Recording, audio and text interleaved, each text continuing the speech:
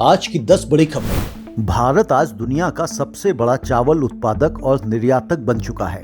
भारत हर साल 2 crore metric ton से अधिक चावल का निर्यात कर रहा है, जिसे राजनीतिक स्तर पर बड़ी उपलब्धि के रूप में पेश किया जा रहा है। लेकिन इस सफलता के पीछे गंभीर जल संकट छिपा हुआ है। पंजाब, हरियाणा जैसे प्रमुख धान उत्पादक राज्यों में भूजल स्तर तेजी से गिर रहा है। किसानों को अब 10 साल पहले की तुलना में कहीं अधिक गहरे बोरवेल खोदने पड़ रहे हैं। किसानों और कृषि विशेषज्ञों का कहना है कि यह मॉडल अस्थायी और अस्थिर है, जो किसानों को कर्ज और भविष्य की अनिश्चितता की ओर धकेल रहा है। केंद्रीय वाणिज्य मंत्री पीयूष गोयल ने घोषणा की है कि ऑस्ट्रेलिया 1 जनवरी 2026 से भारत के सभी निर्यातों को 100% ड्यूटी फ्री एक्सेस देगा। यह फैसला भारत ऑस्ट्रेलिया आर्थिक सहयोग और व्यापार समझौते ECTA के तहत लिया गया है, जो दिसंबर 2022 से लागू है। इससे भारतीय उत्पादों की ऑस्ट्रेलियाई बाजार में प्रतिस्पर्धा क्षमता और मजबूत होगी। भारत और ऑस्ट्रेलिया ने ECTA के 3 साल पूरे होने पर व्यापारिक उपलब्धियों की समीक्षा की। वित्त वर्ष 2024-25 में भारत का ऑस्ट्रेलिया को निर्यात 8% बढ़ा है, जिससे भारत का व्यापार संतुलन बेहतर हुआ।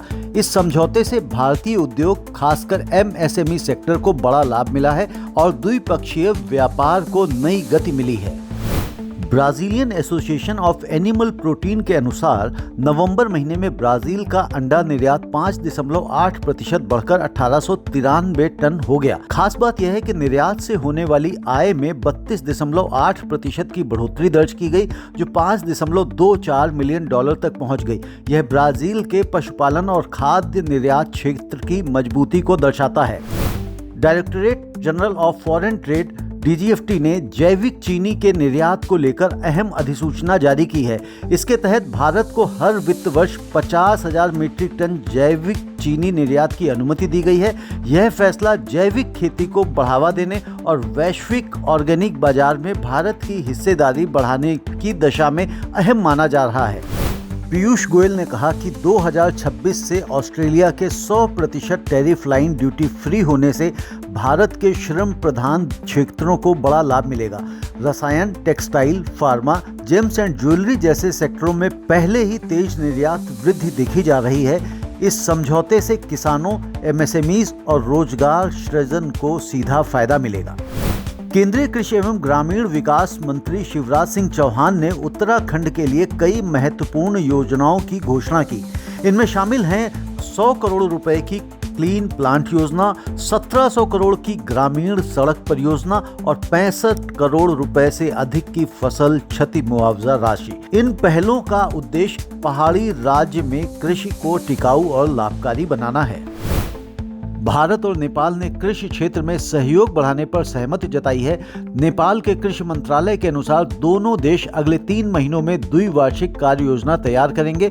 इससे बीज, तकनीक, अनुसंधान और किसान कल्याण से जुड़े समझौतों को जमीन पर उतारने में मदद मिलेगी। राजस्थान के मुख्यमंत्री भजन लाल शर्मा ने कहा कि राज्य सरकार कृषि अर्थव्यवस्था को मजबूत करने के लिए लगातार काम कर रही है। उन्होंने कहा कि सरकार का लक्ष्य है किसानों को स्मार्ट फार्मिंग से जोड़ना, आधुनिक तकनीकों का उपयोग बढ़ाना, राजस्थान को कृषि निर्यात का अग्रणी राज्य बनाना। भारत में बांग्लादेश के उच्चायुक्त रेज हमीदुल्लाह को विदेश मंत्रालय ने तत्काल ढाका तलब किया है। वो सोमवार रात ढाका पहुंचे और वे भारत बांग्लादेश संबंधों में हालिया तनाव पर चर्चा कर सकते हैं। यह घटनाक्रम दोनों देशों के बीच कूटनीतिक हलचल और संबंधों में आई खटास की ओर इशारा करता है। तो यह थी आज की 10 बड़ी खबरें। ऐसी ही खबरों को देखने और जानने के लिए हमारे चैनल कमोडिटी टुडे को सब्सक्राइब करें, और यदि हमारे वीडियो आपको पसंद आते हैं तो इन्हें लाइक भी करें और साथ ही इन्हें अपने ग्रुप्स में शेयर भी करें। धन्यवाद।